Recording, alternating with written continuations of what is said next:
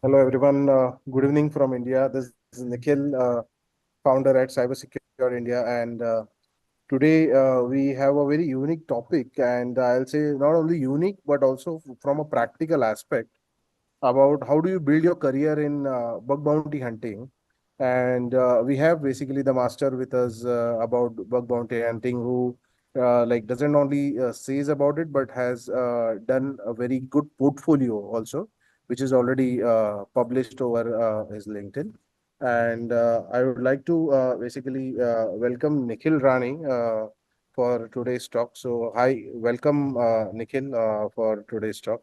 So I hope I am audible to you, Nikhil. Yes, sir. You are audible. Thank you, sir, for inviting me, and thanks for giving me opportunity to present my journey over here, like what Yes, things I do, what I have done till now. It will be a good interaction. It will be a good interacting with you and sharing my things, like what I have done and what I'm doing right now with the wider audience. yes, yes. So Nikhil Rani is a cybersecurity analyst, bug bounty hunter, and a ISO auditor. So also he has recently he is the, we can say, Bradford's number one bug bounty hunter, and he is recognized by the United Kingdom's a lot of media channels, including BBC and other media channels.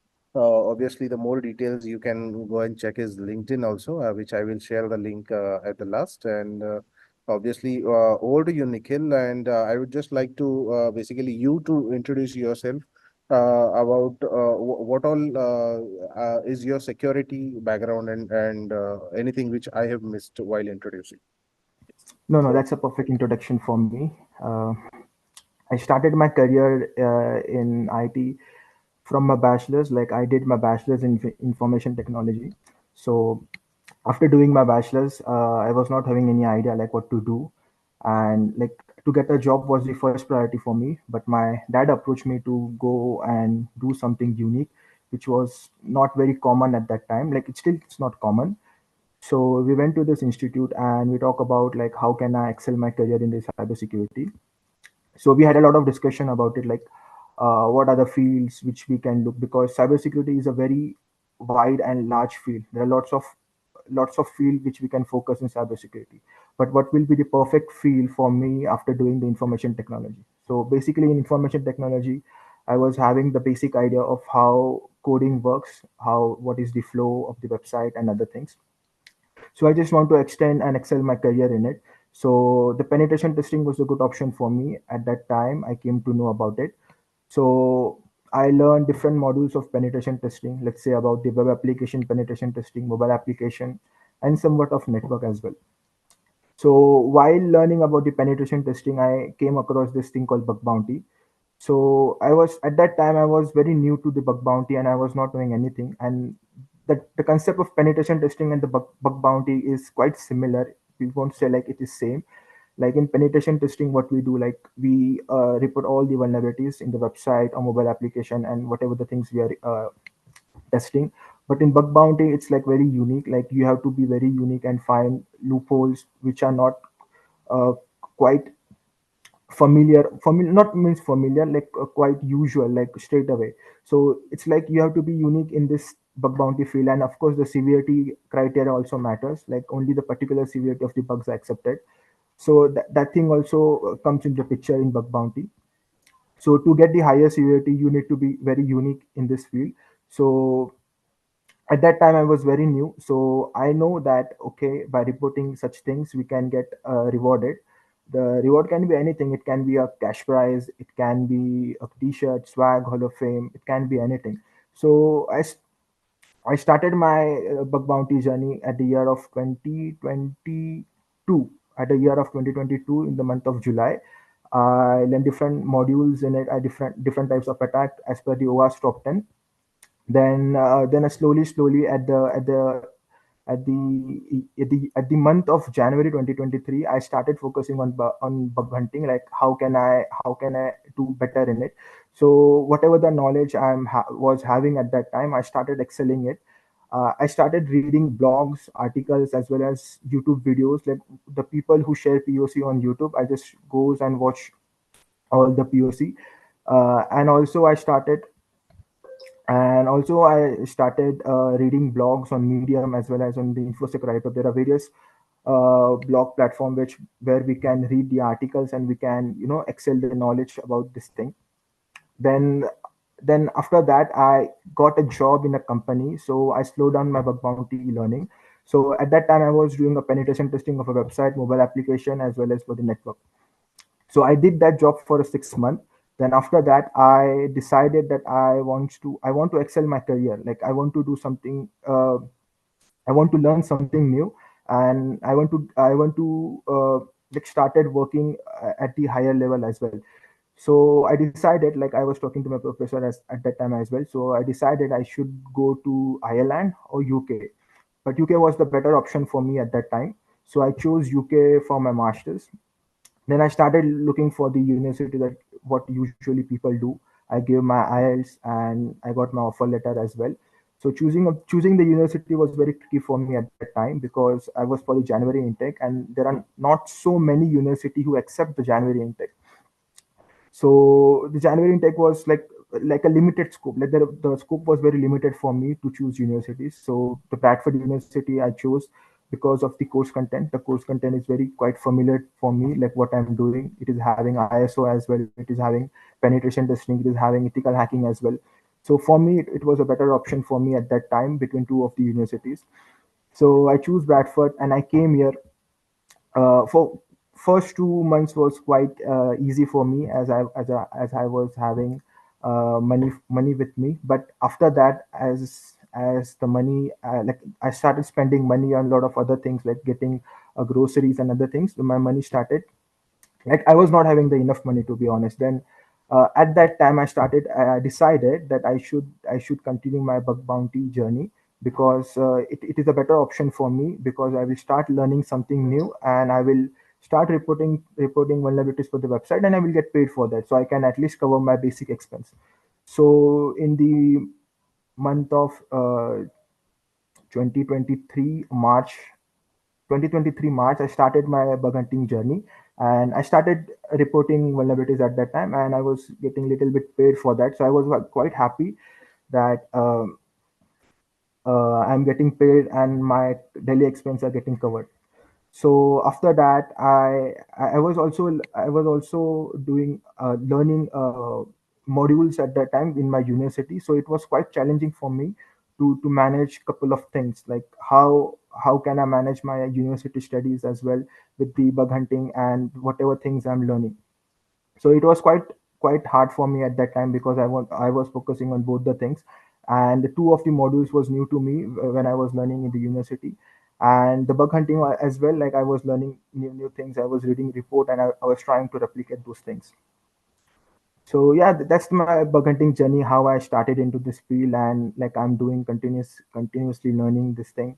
And I was quite lucky or happy, I would say, that I never left this field, because I was having a plan to left this field and only focus on my studies. But yeah, eventually it was a good decision for me that I should not leave this and continue this thing. So it's absolutely, Nikhil. I would say an inspiring journey you have shared for the people who are willing, I can say, to start their career into bug bounty. And also, I like to share a view here. So there are a lot of freshers who come and say, "Okay, sir, I don't have a portfolio for bug bounty. Sorry, a portfolio basically to go for a job." And when I go as a fresher. So there also this kind of activity of bug bounty may help basically them, like if they have a portfolio like you have, if they have it and they go for a placement, they may basically go and basically start sharing their portfolio that they have been listed into this as bug bounty channels or programs, and then obviously that will help them. Also, Nikhil, I want to like to hear your views on what are the basic skill sets to start into bug bounty programs, and what are the resources which you'll share to learn those skill sets, and so how one should start their journey. So to get into this bug bounty field, it's very I won't say it's easy, but there are a lot of resources online as well. Like, firstly, you need to understand the basics of website, like how website work, then network topologies, network, how networking works. Then after that, I would suggest like you should know the basics of OWASP top 10. What is OWASP top 10 categories? What's the number one category? And in that category, what are the bugs we can report and we can find. So basically, once you are familiar to all those things, you can pick one of the category. For example, broken access control. In broken access control, what are the vulnerabilities we can learn? For example, ID or the privilege escalation. Like that, you have to select a category and start learning what are like start learning what vulnerabilities are there in that category.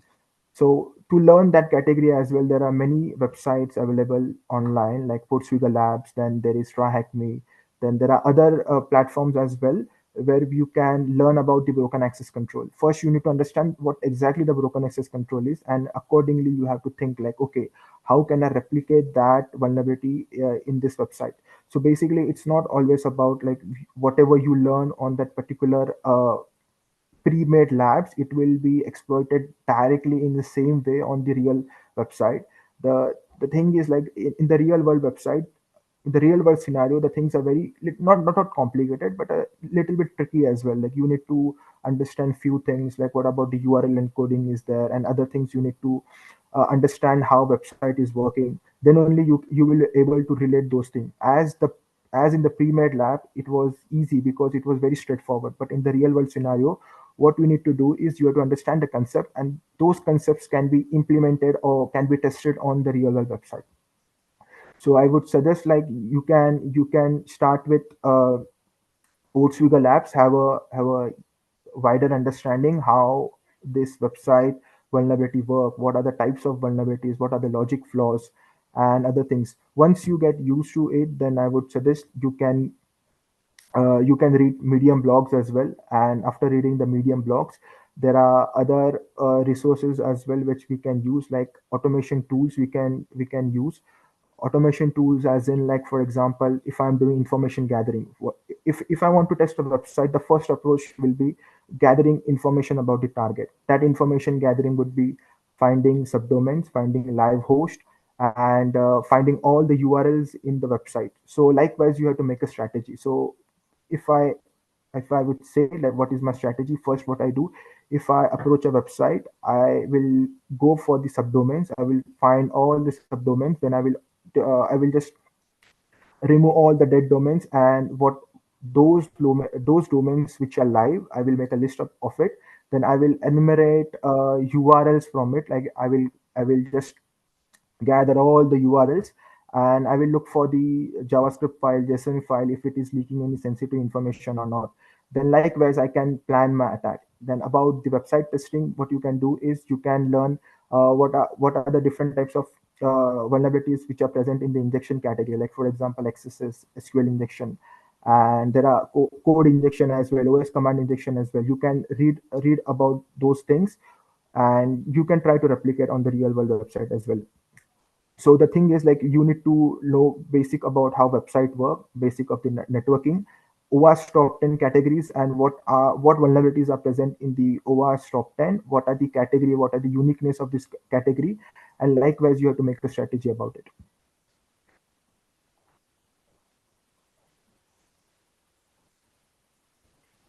Yeah, so over to you.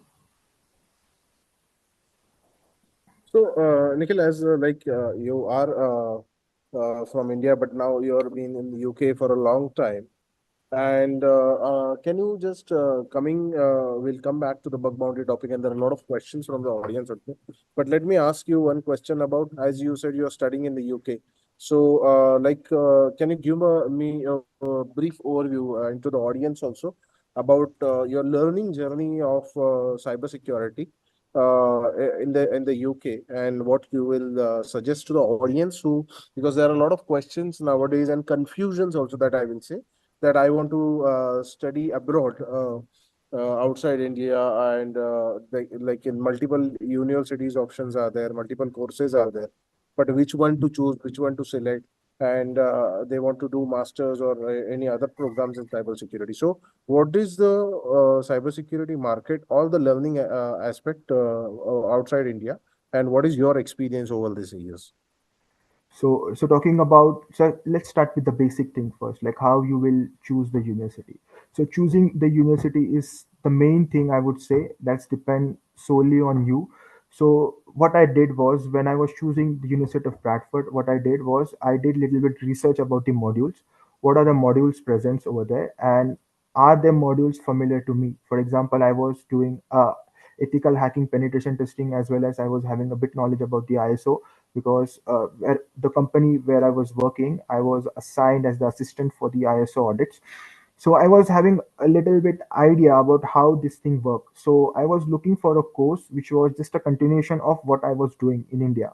So I was doing ethical hacking, and I'm having a little bit exposure of ISO. So it was easy for me to go with that module. Like for example, University of Bradford's module. There were other modules as well of the other universities, but the thing was, here I'm quite familiar with two of the modules, so I just need to learn new four modules and how I can integrate those modules and uh, look at the bigger picture. So that's the reason I chose University of Bradford, because I was quite familiar with the course content.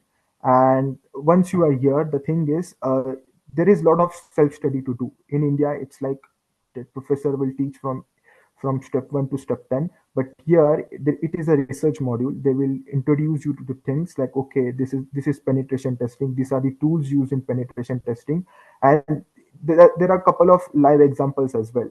But the thing is, once you understand the thing about the penetration testing, then you have to go and you have to set up a lab, and you have to demonstrate things in your coursework. For example, we are having coursework. One is like submit a portfolio, like a detailed explanation about the penetration testing and things can be done in penetration testing. So we have to make a report. So for that making of report, you have to know the practical aspects of the penetration testing as well. Though there are few aspects covered in the lectures as well, but the thing is, you have to do research, and you have to basically, we have to make a continuation of it. You don't have to just stop over there. For example, if a professor is teaching about cross-site scripting, then cross-site scripting they have taught you, but after that cross-site scripting, how can you integrate that thing with account takeover, session hijacking, and other things? You have to do research on your own. You have to make a report about it, or say there might be a theoretical exam as well. But basically, most of the course contents is having a report making to make. So we have to make a report about it, and basically we have to do a lot of video demonstration as well, if there is any video demonstration available for that particular module. So I would suggest, like, a person should have a basic knowledge about the penetration testing, ethical hacking, and cybersecurity concepts. So it will be easy for them to understand and relate the things, and they can do a research. Like for example, here you have to do a research, a lot of research. You have to read a lot of things to get your work done. It's not like it's a very practical thing, like what is firewall and what are the significance of firewall. Here you have to implement a firewall in your Linux. You have to show in this way we can block the traffic, in this way we can restrict these things. So basically you have to have a practical understanding of it, and the time span is very short. Like for example, 12 weeks, you have to do a lot of things in 12 weeks, and there are three modules, so you have to do a lot of research as well. And like after coming here, I would suggest, like, you have to give your time to your studies. That's the most important thing. I know there are certain things like part-time jobs and making covering your expenses, the other thing. But if you are here, please focus on your studies, because that's the most important thing. Because after getting your degree, the knowledge is the one thing that will help you to get job. No one will be asking you what how many marks or how many grades you are having. The most important thing is the knowledge, like what knowledge you are carrying, and how you are able to whatever knowledge you are carrying, how you are able to solve the problems if you're working in a company. So that matters the most. Yeah, that's a pretty precise answer which you gave. Then there are two questions from the audience which I'll frame as one. One is basically, is pen testing and bug bounty both are the same things? That is something which is there, and is WSTG basically useful guidelines useful for bug bounty? Can you just throw a light on this? So talking about bug bounty and penetration testing, like in bug bounty, only P1, P2, P3, and P4. It's the severity criteria. P1 as the priority 1, priority 2, priority 3, and priority 4. And there is a priority 5 as well, which is said to be the informational. So in bug bounty, only from P1 to P4, as in priority 1 to priority 4, vulnerabilities are accepted.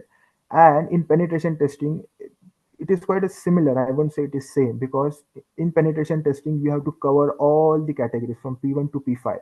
Like even the P5 vulnerability, you have to mention in the report. So that's the difference between like bug bounty and penetration testing. In both the in both the process, we are finding vulnerabilities in the website, mobile application, or the network API, or any asset we are testing. But the thing is, the reporting criteria is bit unique. Like in penetration testing, you have to mention each and everything in detail, and you have to provide mitigation measure and every other thing. But in bug bounty as well, we have to provide like detail about the vulnerability, step to reproduce severity, and other thing like similar to the penetration testing. But the thing is, only P1 to P4 vulnerabilities are accepted. The informational vulnerabilities are not accepted. So that's the main criteria, or that's what it makes different from penetration testing and bug hunting. And about the other WSTG was the question, question. WST, I'm not aware about the WST, to be honest. So can you just elaborate like what it is, so I can. The question was about WSTG guidelines, which are in synchronization with top 10 OWASP, and how they are helpful for bug bounty. That was So exactly. about the OWASP top 10, as in,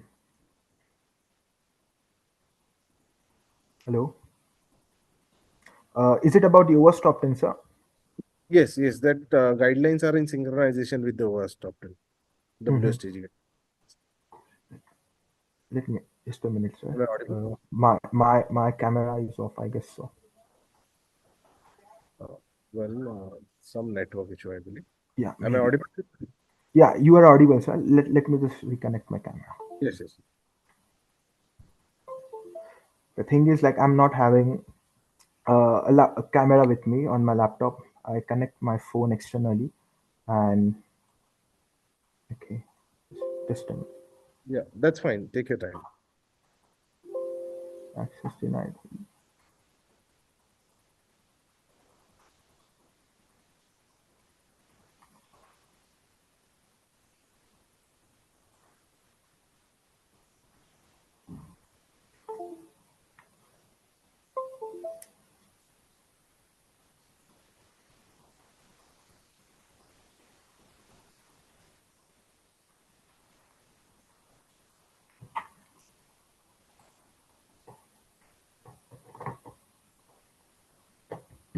Right. Yeah, I Yeah. think you're. So So yeah. now So there is also a question about the injection. mhm. So for injection vulnerability, we have to bypass the security, and that is implemented in that website. That is the question. In real life scenario, it is hard to analyze the security. Can you suggest something that will help with us? So that is the question coming from the audience. So about the injection category, the things I look for is the SQL injection, cross-site scripting, HTML injections, and sometimes OS command injections as well. So to understand this thing, like it was very hard for me as well at that time when I was beginner. So I was not more into the coding part, but later on I started watching videos on YouTube, like how we can make our own payloads. Because earlier what I used to do, I just, when I was learning this penetration testing or bug bounty thing, I was just simply copy pasting the payload at that time. So I was not aware how this payload worked. Then slowly I started reading blogs. At that time I came to know that okay, this payload can be made manually by a person as well. For example, I can make my customized payload uh, as per the source code, like how my name is reflecting. Then we have to close the tag, and accordingly we have to add a comment to skip all the rest of the things. So likewise I started analyzing thing, I started learning on my own. So that like it's not about like whatever things I'm doing, like it will helpful for you, because I don't know what exactly knowledge you are carrying. So it depends on the person to person, how they are strong in their concepts and how they are trying to replicate those things. For example, in cross-site scripting, the mostly I have came across like parameters. The parameter is the most important thing. You have to look for the parameters, and it's the game of the parameter. If you find the relevant parameter where you can inject payload properly, it is very easy to find cross-site scripting as well. And about the SQL injection, I'm not fully like like I know everything about SQL, but I know few concepts of the SQL. I try to replicate those concepts on the website. But the most of the vulnerability I'll go for as a logical flaws or the broken access control, because I can relate to those kind of vulnerabilities more. Coming to the injection part, you have to solve labs, to be honest. So when I started learning cross-site scripting, I went to the Portugal labs and I solved all the labs multiple times. So I was having a wider idea, like how I can approach a website. For example, if my name is getting reflected in the particular tab, how I can close the tab, then how I can add the payload, what's the important of on error x equals to. So you have to know those things properly, then only you can be able to exploit the injection category. But to be honest, there are other categories as well you can where you can focus on. If you are not good at coding, don't just stress yourself like, okay, I will just put my focus on this kind of vulnerabilities. But there are other categories of vulnerabilities as well, like account taker, logical flaws, where you can focus on and you can get a good amount of bounties as well. All right. Yeah. Thank you very much for elaborating that. There are a few questions which are coming related to the professional certifications requirement. And Mhm. what are the question is, what are the skill sets basically that you need to get your first job? And as the professional certifications are at times costly, and if professional certifications are really required to get the first job? That is again the question which is coming. So in India, when I was applying for a lot of companies, I was giving a lot of interviews. At that time, I discovered like if you are not having a professional certification, still you can grab your professional opportunity. Like they will train you. You can get an internship opportunity. They will train you for the certification, and some of the companies are linked with the certification body where they will provide you the exams voucher and everything. So it depends on the company as well, what type of company you are targeting on. If you're targeting on the companies which are like a startup or like a mid level, they will hire you on the base of skill set or knowledge you are having. In India, it is easy to get the job without certification, but if you're talking about UK or other countries, it is quite difficult, to be honest, because the minimum the certification required is required to get the job. But in India, you can just convince HR, not the HR, the interviewer, like, okay, I'm having this kind of skill set. I can do the certification as it is very costly. It is not feasible for me at this time to get the certification. Can you help me with it? So sometimes company also analyze the candidate and they help them to get the certification. Where I was working in my company previously, at that time, I saw that the company sponsored the candidate for the cloud certification, and later they did the reimbursement as well. So it depends on the company as well, what kind of companies you are targeting on. If the company is kind enough, they will provide you the vouchers or the money to grab the certification, and they will do the reimbursement as well. Well, let's talk about your now success and about the features which you have got in the media. Like basically, you have been featured in many media, including BBC, Midday. You're also featured at the University of Bradford as the record-breaking bug bounty hunter, and also in we can say in some book of records also. And what is your view on that, and how do you feel basically to get featured in such prestigious media channels, and what is the pain behind that? That is also like we want to understand, because at times audience what they look at just the featuring. Okay, like or you are getting featured in media channels and all book of records and everything. But what is the pain, and what are the, we can say, things which you have done for that from so many years? So we would just like to listen about it. So so in 2023, the first coverage I got from the India Book of Record, like there is one of my friend on LinkedIn. Like I talk to a lot of people on LinkedIn. A lot of people message me, like, okay, you are having this much Hall of Fame and you are getting bounties as well. Why don't you apply over here, like India Book of Record? So there was a person who approached me and they suggest me that why don't you just apply for the record? If your luck is there, then you will get it. So like for the fun or just for the sake to keep their word, what I did, I just applied for it, and luckily I got that got that appreciation award from India Book of Record, that that I have helped I helped 121 or 120 websites at that time to secure their website.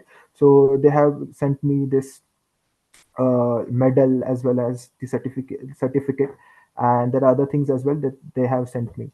So after that, I shared this news with my professor. So professor was very happy at that time. Okay, there was some unique person or the unique student, but not a usual student to do the masters. So at that time I started interacting with my teacher as well. Like she came to know about my professional background, what I do.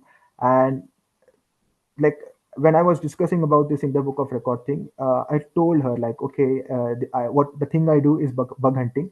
So she was not quite aware or familiar with bug bounty hunting. So I elaborated all the things, like what things we do. So she find it quite insightful. Like, okay, in this way we can earn money as well. And at that time she asked me like, how you cover your expense, like do you do part-time jobs? Because a lot of people after coming to UK, they do part-time opportunities like working in warehouse and other places to cover the daily expenses. So I told her like, no, I do this bug hunting and I get paid for that. And this is how I cover my expense, like food, travel, like cost of living as well, rental thing as well. So she was quite impressed by that thing. Like, okay, there are few students who genuinely want to excel the career and do this kind of things to learn as well as to cover all the expense. So she was quite happy with it. Then about the featuring thing, the thing was I was in touch with her, like, okay, whatever we used to do in the classes, I used to go and talk to her about the concepts, like about the system hacking or some kind of attack. I used to go and talk to her. So she was quite familiar, like what kind of skill sets I'm having in ethical hacking. So like if she wants, like, okay, can you demonstrate this thing in video as well? So I used to make a video demonstration of it and I used to mail her, okay, teacher, in this way we can bypass Windows firewall by using this technique or obfuscation or encoding technique. We can bypass Windows firewall and other antiviruses as well. So she was quite impressed by that thing. And after my first semester got over, what happened, like she called me in the cabin and basically approached me for that, like, there is an interview process going on, why don't you lead that thing? So for the first thing, it was for her, like the interview was only for the professor, like how they help student to excel in their career. It was for her, but the thing was, she passed that opportunity to me, like, okay, there is student from India who is studying in our university, who do this kind of things, like unique things like bug bounty, and he's having a lot of achievements in it, like not only just earning money, but he's having his name registered on a lot of top companies website, as well as he's having unique appreciation letters, as well as t-shirts from different companies. Then I showed her about the Ministry of Defense hacker coin. So she was quite impressed by that thing as well, because it's the UK's coin. So the interviewer was quite impressed by that thing. Firstly, University of Bradford took my interview, and the interview was published on my university's website. Then, after university's website, in a couple of days, what happened? Local media channel started reading that article, and they started covering it. And likewise, BBC also read that article, and they uploaded their own version of it. Likewise, Microsoft, Yahoo, and uh, other news channels also covered that article. So it was not meant for me. It was meant from a professor. But the thing is, she passed that opportunity to me, and my interview happened. And because of that, Because of that, it was widespread. And after that, there is one of the editor from Midday who approached me like, what's the thing and how you are getting all those recognition from top media channel. So I shared my insight with him. Okay, in this way I got this opportunity. So we had a discussion about it. Like, okay, can we like, he wants to write the article on me, like how Indian student went to UK and excelled his career in cybersecurity and making name in UK. So basically after that it got featured in Midday News as well.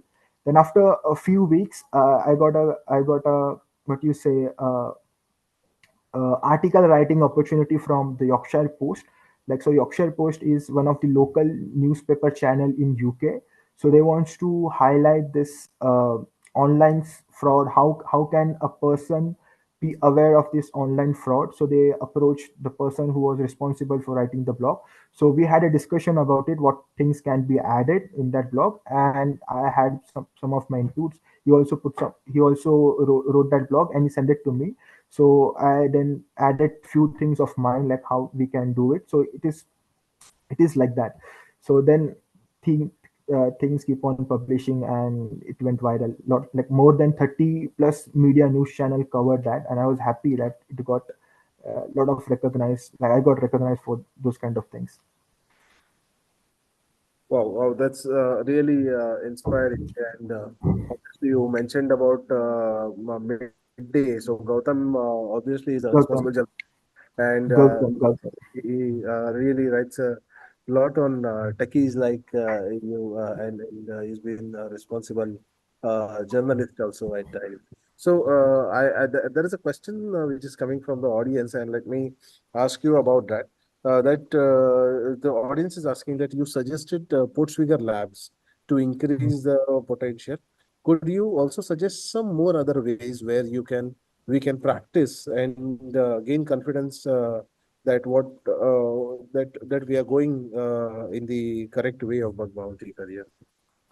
So there are a lot of other websites as well, like BWAP, and like I usually don't use those kind of thing, because when I started this bug bounty hunting, I was taught on the live website, like how things works on the live website. So it was easy for me to replicate those things on the live website. And the thing was, I just need to know more about the concepts. How can I exploit CSRF in different parameters, different functionalities.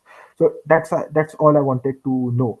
But if a person is not having that practical knowledge or the knowledge about how can they exploit those vulnerability on the live website, what they can do is they can go on the Portswigger lab. I'm not telling you like to uh, to just follow what they are doing. You just need to know the concept behind it, what exactly the CSRF is.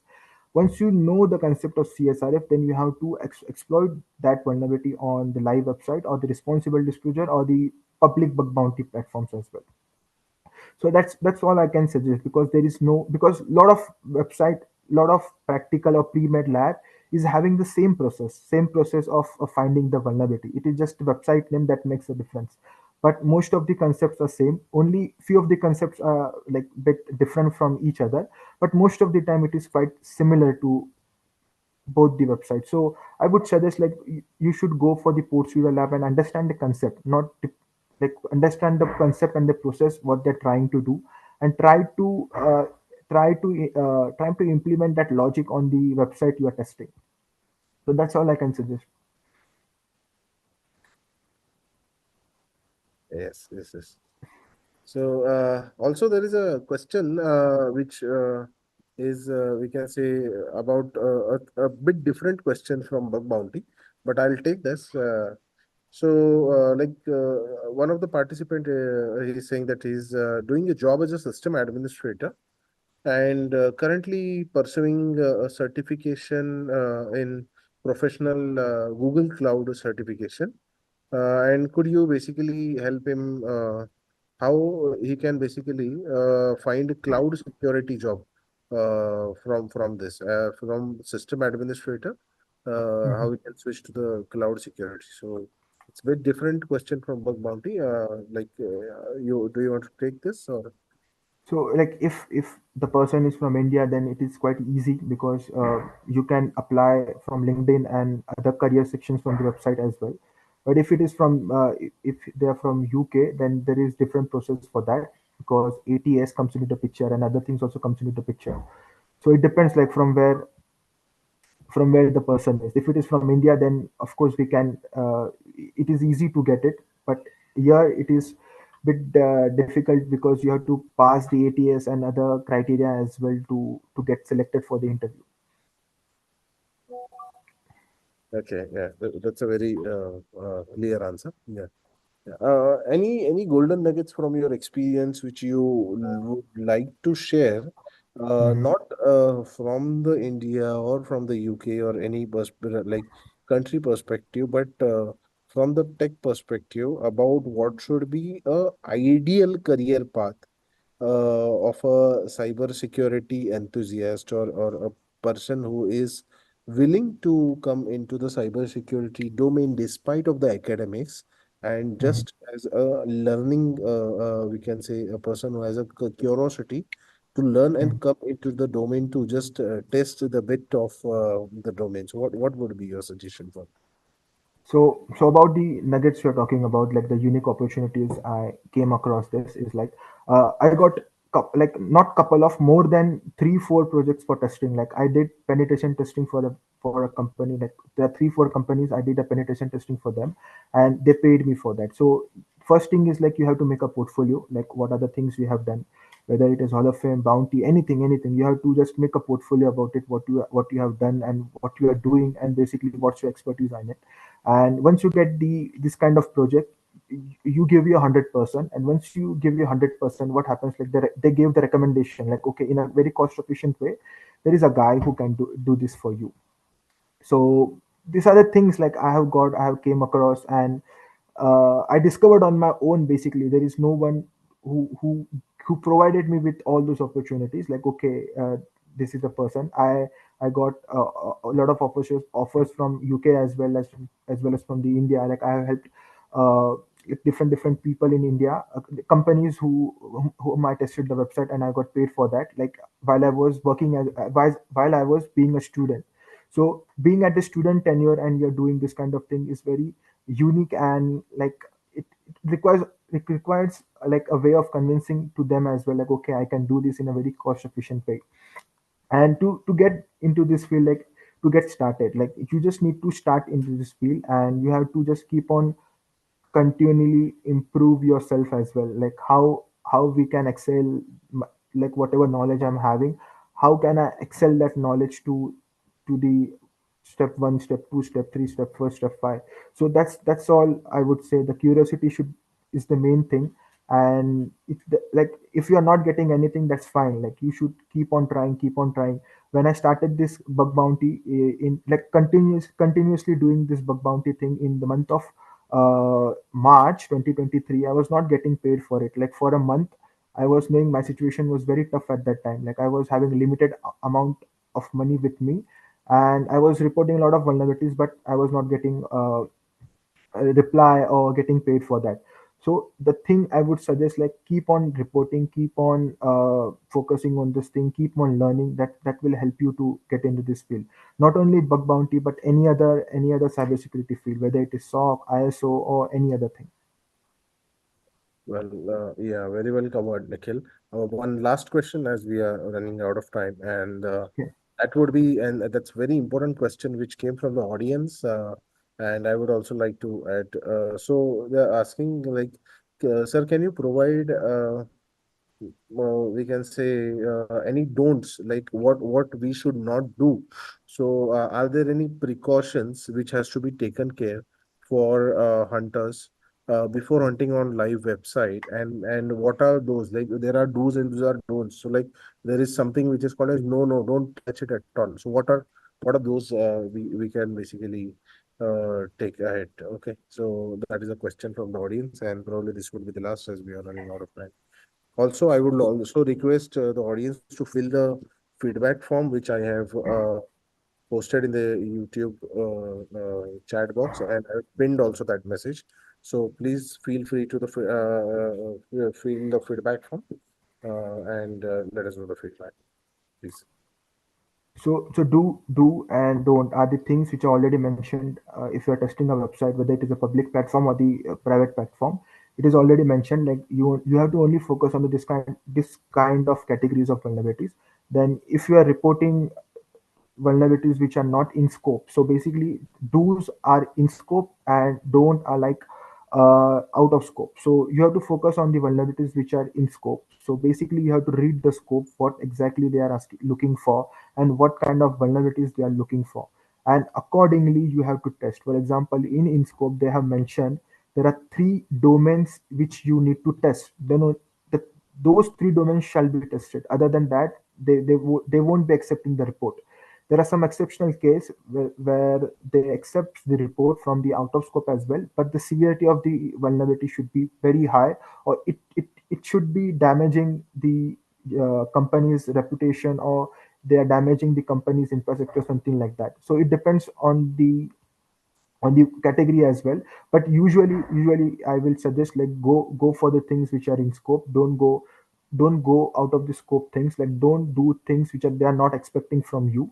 So that's the thing. Like they have already mentioned everything on the website. I don't have to like feel all those things, because every responsible disclosure of public or private platform, they will elaborate things which they are looking for.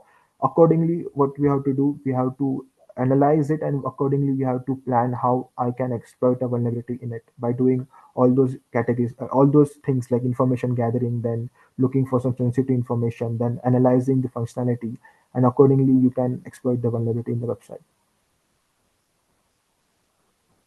All right, Nikhil. Obviously, you have enlightened the audience a lot with your experience and knowledge throughout this tenure which you have gained. And obviously, I hope the audience has learned a lot. So, obviously, no one wish to stop this session because there are questions which are like coming on YouTube live. But Mhm. obviously, we have to put a hard stop at some time. Mhm. And obviously, I will approach the audience. They can connect Nikhil on LinkedIn if Mhm. they have any more questions, and you can just put those have a great connect on LinkedIn and learn from his articles which he keeps posting, learns from his findings which he keeps posting, and get inspired. So when he posts something, okay, I really feel proud that a Indian obviously boy is going basically abroad and achieving such things, and it is recognized. So we Indians are known basically for such kind of intelligence throughout the Thank you, world, sir. and obviously Nikhil is one of them. So we are proud of you, Nikhil.